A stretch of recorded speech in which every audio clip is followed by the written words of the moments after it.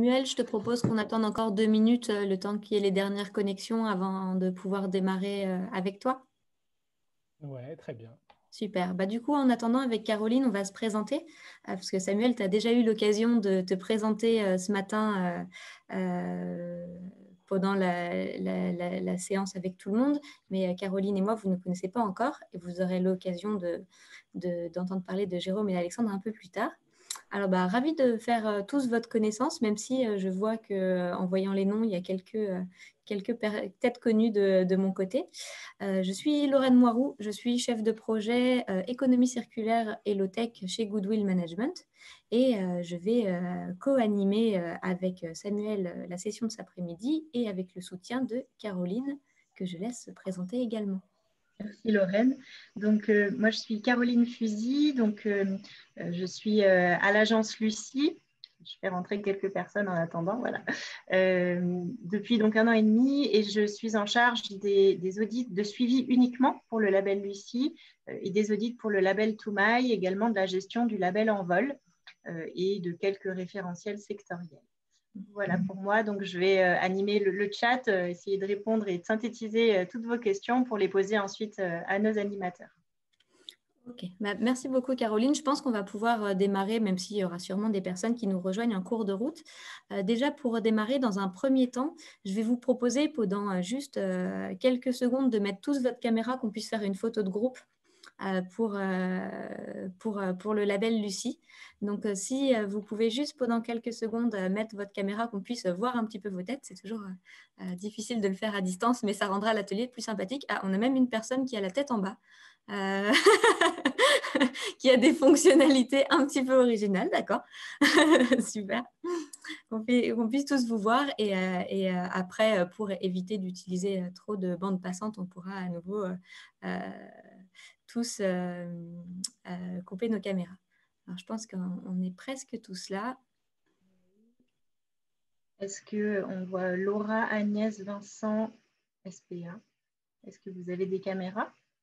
Je vous propose qu'on fasse la photo comme ça pour qu'on puisse un petit peu enchaîner avec la photo de Samuel. La photo, c'est beaucoup d'informations mélangées. La présentation de Samuel. Caroline, je te laisse me dire quand c'est bon pour toi pour la photo. Oui. Alors, c'est bon pour moi. Super, merci à tous. Du coup, je laisse la parole à Samuel pour sa présentation des enjeux sur notre atelier matière. Du coup, je vous propose qu'on coupe plutôt tous nos micros pour ne pas gêner la présentation et vous pouvez poser vos questions via le chat. Caroline les synthétisera pour la fin de la présentation. Donc, de toute façon, vous m'avez vu ce matin. J'ai pas eu assez la parole ce matin, mais non, c'était hyper intéressant. Et là, vous devez voir l'écran en grand avec ce support qu'on a confectionné en équipe là avec Lucie, enfin les gens de Lucie, avec Lorraine. Donc, on ne revient pas. Là, on est bien sur l'atelier sur les matières premières. Juste, je me présente un peu plus parce que je ne suis pas un expert à proprement parler des matières premières. Il ne faudra pas hésiter à compléter parce que certains d'entre vous ont dû creuser le sujet. Pourquoi je suis là? C'est en tant que président cofondateur de l'association HOP.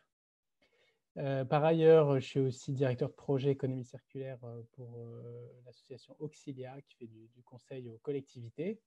Moi, je m'y connais plutôt dans les politiques publiques que dans l'accompagnement des entreprises. J'ai écrit un ouvrage sur ces sujets. J'ai travaillé en collectivité aussi. Et puis, je donne aussi cours à Sciences Po Lille sur ces sujets. Voilà, c'est pour dresser. Et je suis plutôt économiste, Sciences Po, et je ne suis pas ingénieur en tant que tel. Donc, voilà, c'est des approches différentes, notamment celle qu'a le Shift Project en général. Alors, on va parler matières premières. Et quand on parle matières premières, on parle de quoi finalement? Selon l'OMC, c'est les stocks de matières présentes dans le milieu naturel, qui sont à la fois rares et économiquement utiles pour la production ou la consommation. Et finalement, cette question des ressources naturelles, elle pose la question de l'objectif 12, des objectifs du développement durable de l'ONU, qui vise à faire mieux avec moins finalement.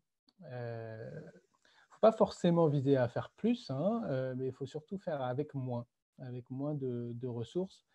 Donc cette question des matières premières, elle renvoie, certains d'entre vous sont engagés dans ISO 26000, donc à 4 items, notamment l'éco-conception des produits, le fait de minimiser les consommations de ressources, de limiter au maximum les pollutions, de déployer une démarche structurée de protection de l'environnement, qui est assez générale.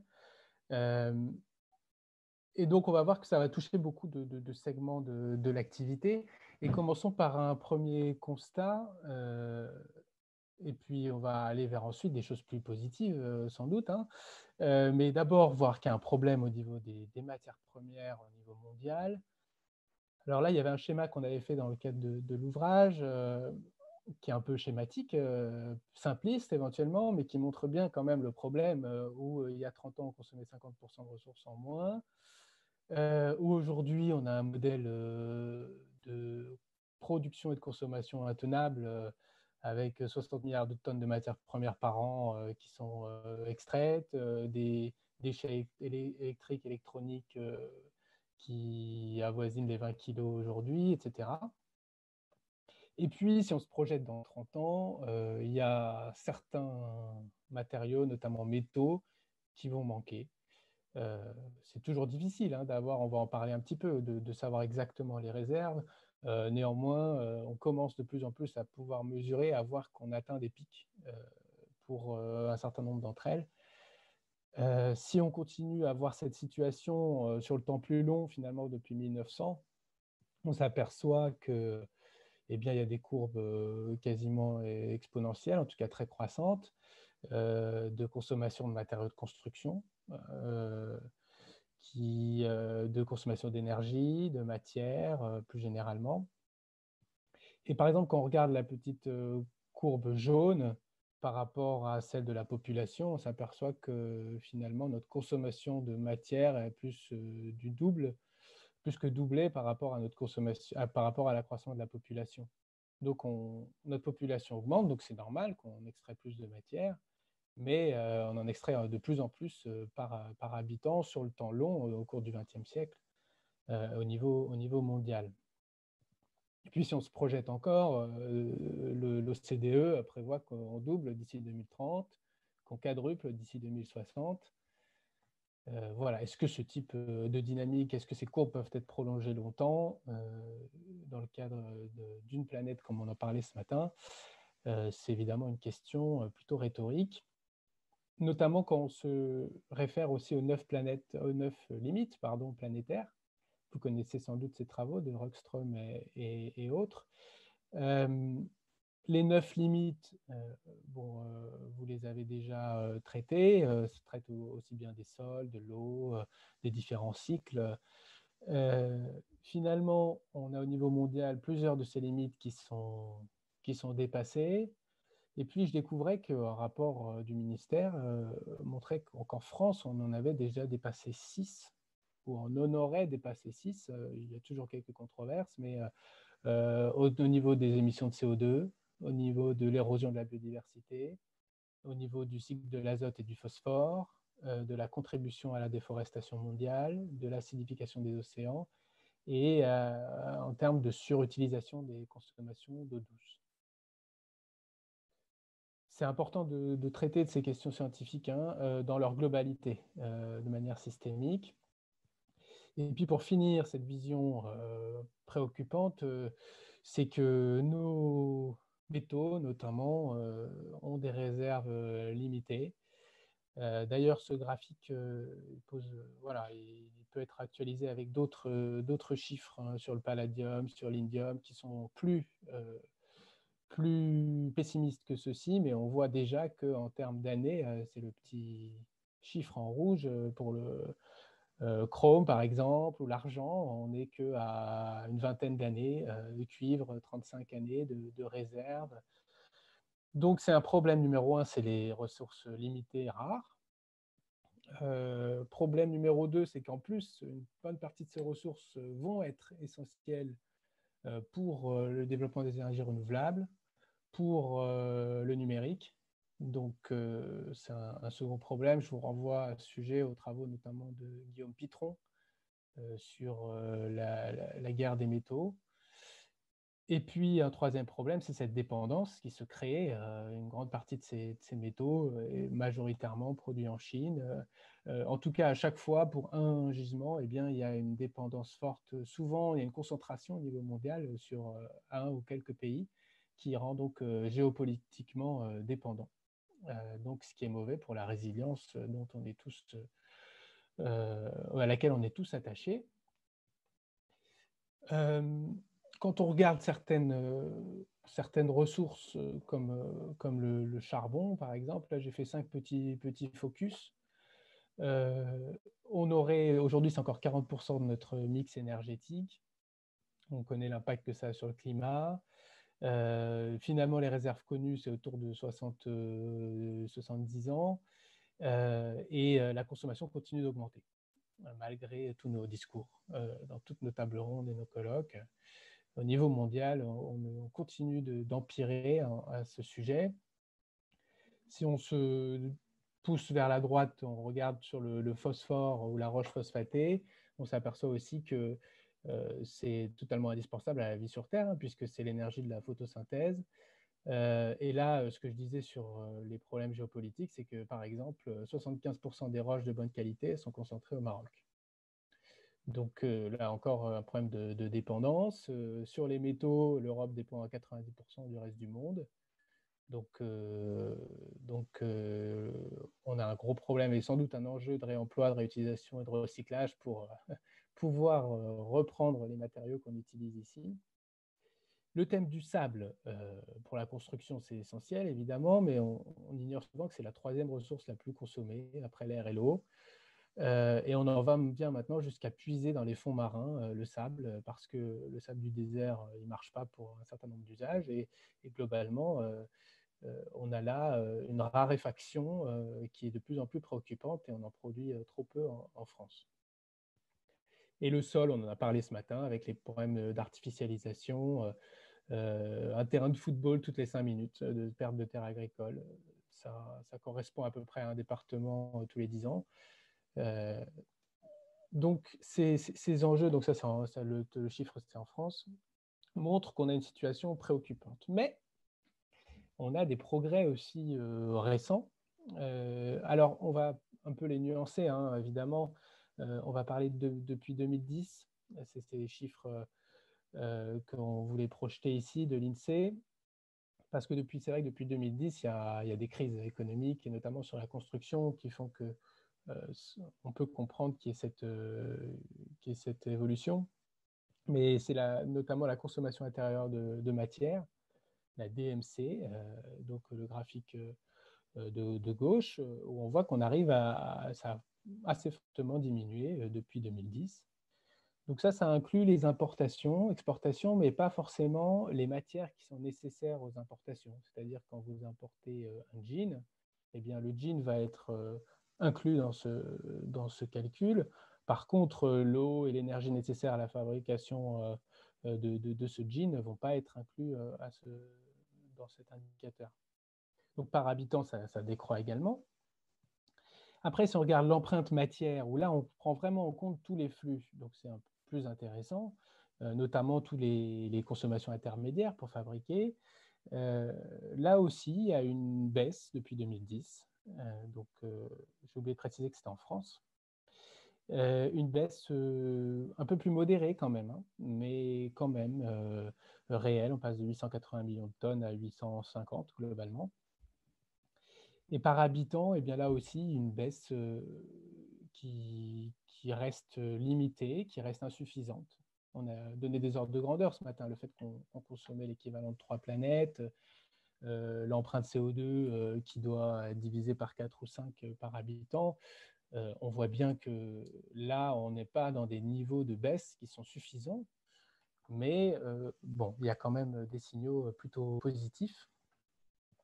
Et puis, si on regarde par rapport au PIB, là aussi, on arrive à produire davantage, on va dire, à produire davantage de richesse par kilo de matière utilisée. Donc, on a une plus grande productivité matière, ce qui est un bon signe. Après, ça renvoie au thème du découplage. Est-ce qu'on arriverait vraiment à découpler notre production, notre consommation de ressources par rapport à la création de richesse? Depuis des dizaines d'années, ça n'a jamais été le cas à cause de l'effet rebond. C'est-à-dire que même si on est plus productif par matière, eh bien, on a de plus en plus de besoins, de plus en plus de production. Et cette croissance économique fait qu'au final, on a une consommation de matière qui s'accroît. Néanmoins, ça reste en tout cas un idéal de découplage. Et il y a quand même des petits progrès en ce sens. Je continue un petit peu, puis après on passera aux questions. Hein. Je pense que c'était plutôt l'idée pour qu'on ait la vision d'ensemble. J'essaie d'être... oui, je pense que je suis dans les temps. La question, c'est aussi celle de la dépendance, c'est-à-dire qu'on progresse, mais on reste très dépendant des importations. Donc, et on l'est même de plus en plus. Les importations croissent. Souvent, pour équilibrer la balance commerciale, on nous dit qu'il faut exporter plus. Est-ce que ce ne serait pas plus raisonnable de viser à importer moins et à produire davantage en France? Et pour vous donner une idée aussi, c'est les 2 points qui sont mis en orange. Finalement, sur 725 millions de tonnes de matières premières consommées, eh bien, 36% finissent en déchets. Et ces déchets valorisés représentent seulement 1/5 des besoins de matière de l'économie. On ne peut pas faire reposer sur le recyclage et la réutilisation des matières les besoins de l'économie. C'est qu'à 80%, finalement, à 4/5, on va avoir besoin de matières vierges. Aujourd'hui, en tout cas, dans l'état actuel de la production. Et cette tendance ne peut que s'accentuer selon toutes les projections si on continue une croissance économique et une croissance démographique comme c'est le cas actuellement. Donc, cette dépendance, elle est donc contraire à la résilience et ça nous engage vers un autre modèle économique qui doit être promu et qui est inclus dans l'ISO 26000 et dans vos stratégies, hein, j'imagine. C'est cette économie plus circulaire. Là, c'est un petit schéma que j'avais fait avec Auxilia. C'est rappeler des principes forts et notamment le premier, c'est celui de la sobriété quand même. Il faut arrêter de parler d'optimiser, de simplement de manière relative réduire notre consommation de ressources, mais il faut viser une réduction en valeur absolue parce que sinon on ne parvient pas à nos objectifs. Une fois qu'on a essayé au maximum de prévenir, etc., l'idée c'est d'utiliser davantage, d'utiliser mieux la matière qui est extraite. Donc voilà, ça c'est tout ce qui va toucher autour de l'éco-conception, autour du réemploi, de la réutilisation et du recyclage en dernier recours. Une fois que la matière est utilisée, eh bien, il faut qu'elle soit utilisée longtemps par plus d'utilisateurs. Et puis, au niveau territorial, ça va pousser à partager les ressources, parce que si on n'a qu'une planète, eh bien, il faut que tout le monde puisse en vivre dignement, donc sans doute mieux partager sur le territoire, être co-responsable. Donc, la coopération entre entreprises, elle est aussi essentielle pour gérer ces biens communs, d'une certaine manière, que sont nos ressources. Et puis, à une juste échelle, parce que là aussi, on le voit avec la crise actuelle, l'économie va être plus solide si elle se fait à une échelle plus locale, où on connaît les acteurs et où on peut plus facilement se retourner. Une autre manière de présenter l'économie circulaire, je ne vais pas m'appesantir, c'est de montrer les 7 piliers mis en avant par l'ADEME. On voit qu'on a toute une partie en amont sur l'offre, une autre sur la demande et à la fin la gestion des déchets. Ces questions d'économie circulaire, elles renvoient finalement à des... D'une part, je vais d'abord parler du schéma de droite, à une hiérarchie de l'utilisation des ressources. Là aussi, vous avez dû en avoir connaissance, mais il faut quand même toujours le rappeler. Comment est-ce qu'on peut d'abord prévenir l'utilisation des ressources et comment est-ce que dans nos objectifs, on peut viser, et vous, dans vos entreprises, vous pouvez viser à utiliser moins de ressources en valeur absolue. Ça m'implique sans doute de le mesurer. promouvoir une consommation donc sobre, responsable de ses ressources, si on est obligé de les consommer. En jaune, utiliser les ressources issues du recyclage qui ont déjà été extraites, donc il faut leur donner une seconde vie à ces matériaux. Des ressources renouvelables qui vont pouvoir donc être perpétuées, recyclables à la rigueur, et puis à défaut, quand on n'a pas le choix, les autres ressources non renouvelables vierges. Mais c'est bien à montrer en rouge, puisqu'à chaque fois, c'est quelque chose qui a crédit d'une certaine manière par rapport aux générations futures. Et donc, conscients de ces objectifs, les gouvernements récents ont essayé de fixer des objectifs. Et notamment, il y a le premier qui nous intéresse ici, qui est dans la loi TEPCV, transition énergétique pour la croissance verte, d'augmenter de 30% la productivité des ressources entre 2010 et 2030. Vous savez, c'est le schéma que je montrais tout à l'heure sur le fait qu'on arrivait à augmenter notre productivité des ressources. Eh bien, il faudrait accélérer cette courbe pour atteindre cet objectif. Il y a d'autres objectifs de réduction des déchets. D'ailleurs, excusez-moi, il faudrait peut-être qu'on ajuste parce qu'il y a certains de ces items qui sont de la loi AGEC plus récente, de la loi économie circulaire anti-gaspillage. L'objectif aussi de 65% de recyclage pour les déchets non dangereux, non inertes, réduire de moitié la mise en décharge en 2025 par rapport à 2010, le plastique 100% recyclé. Alors ça semble un peu utopique aujourd'hui. C'est pour ça que le gouvernement a préféré tendre vers cet objectif plutôt que dire qu'on l'appliquerait en tant que tel. Mais ça montre la prégnance du plastique aussi dans les débats. Et puis la question de notamment comment est-ce qu'on favorise la réparation et la durabilité. Ça, j'en ai déjà parlé ce matin. Et pourquoi est-ce que ces sujets sont importants pour arriver vers la conclusion? Il faut qu'il y ait un peu de temps aussi pour vos éventuelles réactions. C'est qu'à chaque fois, pour la majorité des produits, l'essentiel de l'impact environnemental il se situe dans la phase d'extraction et de fabrication du produit et non pas d'utilisation. Alors souvent, les boîtes, elles disent super, on a innové, notre nouveau produit consomme moins à l'utilisation. Oui, mais si en faisant ça, vous avez fait une grande campagne pour montrer qu'il fallait se débarrasser de l'ancien qui marche encore pour reprendre le nouveau, en grande partie, dans la plupart des cas, vous faites fausse route parce que l'essentiel de l'impact, il est en amont. C'est ce que montrent ces deux graphiques de l'ADEME. Donc, c'est à créer un peu petit, mais globalement, ce qui est en bleu, c'est toute la phase amont sur l'extraction des matières premières. Et puis, la phase d'utilisation, c'est en orange. Donc, même si on parle vis-à-vis du changement climatique ou des ressources minérales, c'est les deux graphiques, on voit qu'à chaque fois, pour la plupart des appareils, là c'est le cas des appareils électroniques, eh bien, l'essentiel de l'impact, il est en amont. Quand on vous parle, par exemple, même pour les ordinateurs portables, eh bien, le fait de mettre en veille l'ordinateur, etc., c'est très bien, mais c'est rien par rapport au fait de le faire durer 1 an, 2 ans, 3 ans de plus, parce que l'essentiel de l'impact, là aussi, il est en amont. Donc, c'est pour ça aussi que notre association HOP milite en ce sens pour allonger la durée de vie des produits. Et c'est comme ça qu'on pourra préserver nos ressources. Donc, j'invite chacun d'entre vous à traiter ce sujet de la durée de vie.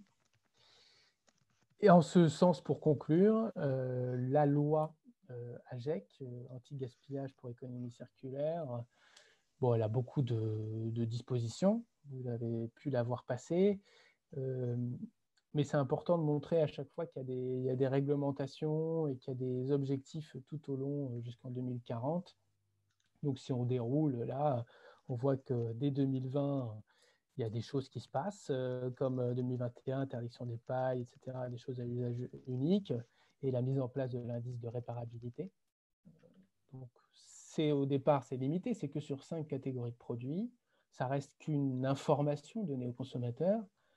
Néanmoins, ça montre quand même un signal, hein, et au moins le consommateur pourra savoir si tel ou tel produit est plus réparable qu'un autre. Dès 2022, on va pouvoir avoir des interdictions comme le fait de détruire les produits d'hygiène invendus, etc. Les invendus textiles également, ça peut concerner certains d'entre vous. Il y a des objectifs aussi associés. Donc, si on va vers 2023, interdiction d'imprimer, d'utiliser de la vaisselle jetable, la consigne qui va être mise en place progressivement, les nouvelles filières REP, vous savez, ces filières de responsabilité élargie du producteur qui vont se mettre en place au cours de ces années, dès l'an prochain, on espère, notamment sur les jouets, les articles de sport, les articles de bricolage, etc. Donc là aussi, c'est des impulsions qui sont intéressantes. Jusqu'à 2040, par exemple, zéro plastique à usage unique, etc. Mais bon, par rapport à l'ampleur des enjeux, on reste en deçà de ce qu'il faudrait faire. Et on a besoin que les 1% dont parlait Alan Fustek ce matin montrent l'exemple encore davantage pour s'aligner avec le fait d'avoir une seule planète et donc de prendre en compte cette question des matières premières. Je ne sais pas si, oui, vaut mieux que j'arrête puisqu'on atteint la demi-heure. Voilà. Est-ce que vous aviez... Oui, il y avait un petit focus sur l'industrie à la fin. Globalement, le Shift Project qui dit... il y a un plan dans son plan de transformation qui fait un focus sur l'industrie. Eh bien, 4 priorités, par exemple. 1, cartographier ses dépendances. 2, augmenter la durée de vie des biens. C'est bien ce que je disais, l'importance de ce sujet. 3, le recyclage. Et d'ailleurs, 3 et 4, on devrait mettre le 4 avant, avec toute cette filière de la seconde vie, qui est encore plus vertueuse que le recyclage, pour, une fois qu'on a utilisé ces matières, eh bien, les utiliser au maximum sur le territoire et créer des emplois, créer des activités, créer de nouveaux segments d'activité. Donc, pour l'industrie, ça fait un gros programme et à mon sens, ça peut même être un vecteur de relocalisation. On a un problème d'avoir envoyé à l'autre bout de la planète nos émissions. Eh bien, maintenant, on peut travailler à relocaliser autour de ces filières et d'une industrie plus qualitative, par exemple, ce qui serait cohérent avec l'objectif d'utiliser raisonnablement nos matières premières. Voilà, Lorraine, n'hésite pas à me couper parce qu'après il y a un petit témoignage, mais il faudrait peut-être laisser de la place à des commentaires que vous avez eus. J'ai peut-être été rapide ou imprécis sur certains sujets. Oui, alors. Merci beaucoup, Samuel. On sent qu'on t'a mis vraiment la pression sur le timing. C'est parfait. Merci beaucoup, Caroline. Je te propose de. On a juste 2 petites questions de Laurent Barthélémy. À un moment, on voyait les différentes slides avec donc, des baisses et puis des évolutions. Il y avait un pic en 2011. Laurent demandait pourquoi ce pic en 2011. Je ne sais pas si je peux revenir sur les. Tu veux que j'y réponde, Samuel ou... Je veux bien, parce que moi, je n'ai pas la réponse. Bon, c'est parfait.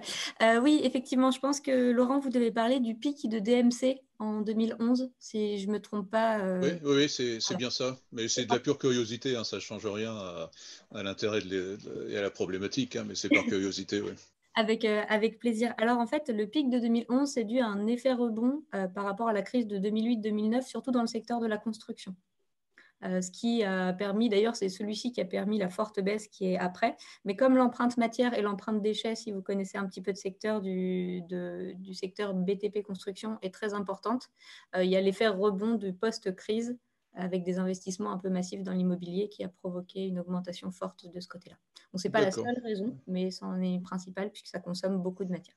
Ok, merci. Je crois que c'est le plus gros contributeur, hein, le secteur de la BTP construction, il me semble. En déchets, c'est à peu près entre 60 et 70% des déchets en France. Donc, je pense qu'on peut parler de gros contributeurs de ce côté-là. Et sur les matières, je n'ai pas le chiffre précis en tête, mais je ne sais pas si Samuel, tu l'as, mais ça consomme beaucoup, surtout sur les de sable dont on a parlé, enfin, un certain nombre de matières non renouvelables. Merci beaucoup. Caroline, il y a une question ? Oui, c'était Laurent toujours. Est-ce que les confinements actuels ont un effet positif ou négatif vis-à-vis des objectifs qu'on a vus donc LTE, CV, puis anti-gaspillage. Alors, le confinement, il a des effets paradoxaux.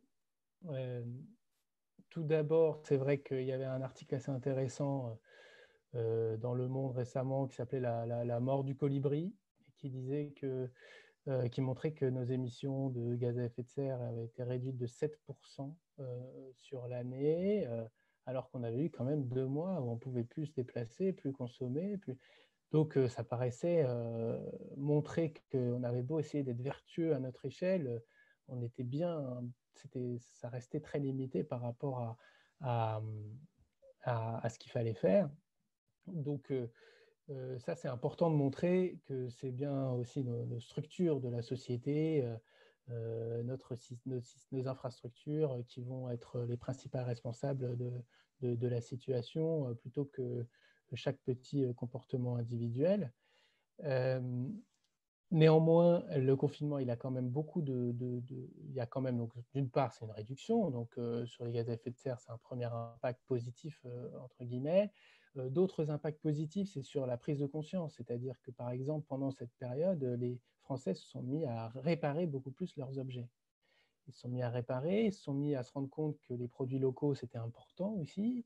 Il y avait une étude vis-à-vis des PME qui avait interrogé les chefs d'entreprise et une grande majorité de ces dirigeants de PME, TPE disaient que le sujet environnemental et la relocalisation, c'était quelque chose d'important pour eux, au même titre que le numérique. Donc, on voyait bien que c'était des dynamiques vraiment accélérées par la prise de conscience dans le confinement.